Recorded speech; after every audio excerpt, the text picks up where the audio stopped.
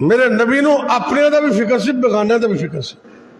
اب جو ہوتی تھے گھر چلے گئے تے اپنے سگا چچا جناب ابو طالب بڑی خدمت کی تھی، جنی خدمت کی تھی کمال درجے دی.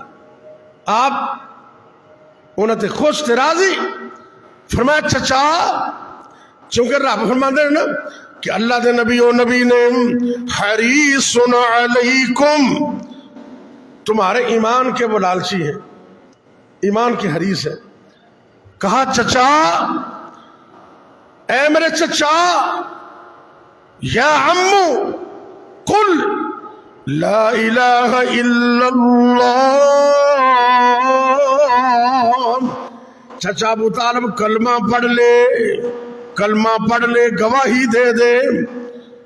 چچے نے ہچکچاہٹ محسوس کی تو میرے نبی فرماتے کان میں ہی پڑھ لے، میرے کان میں کہہ دے چچا میرے کان میں کلمہ پڑھ دو، اشہد لکا، میں قیامت کو تیری گواہی دے دوں.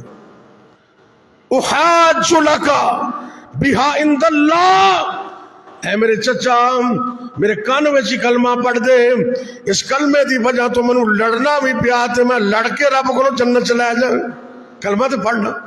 اللہ اکبر. میں اللہ سے محبت سے لڑوں، کلمہ پڑھو. لیکن قسمت میں کلمہ نہیں تھا، نہ پڑھ سکے اور اسی اپنے آباء و اجداد کے دین پر فوت ہو گئے. اللہ نے بھی روک دیا. اللہ نے فرمایا کہ میرے نبی اب آپ نے مشرکوں کے لیے دعا بھی نہیں کرنی. پہلے آپ دعا کرتے تھے لیکن جب اللہ نے یہ آیت اتاری تو دعا بھی بند کر دی. اللہ قرآن میں فرماتے ما كان للنبي والذين آمنوا أن يستغفروا للمشركين ولو كانوا أولي قربى من بعد ما تبين لهم أنهم أصحاب الجحيم.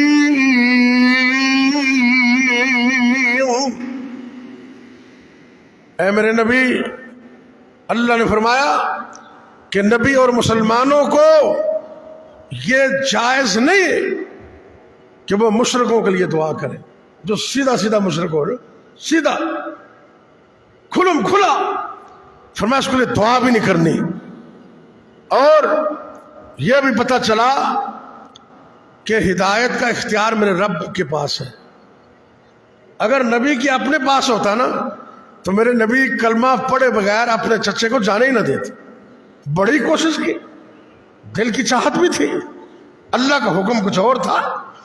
اللہ نے قرآن اتارا اور یہ حدیث بخاری شریف کتاب الجنائز اس کے اندر یہ حدیث موجود ہے. آپ نے جب پریشانی کو محسوس کیا تو اللہ نے قرآن اتار دیا. اللہ فرماتے ہیں انک لا تہدی من احببت ولكن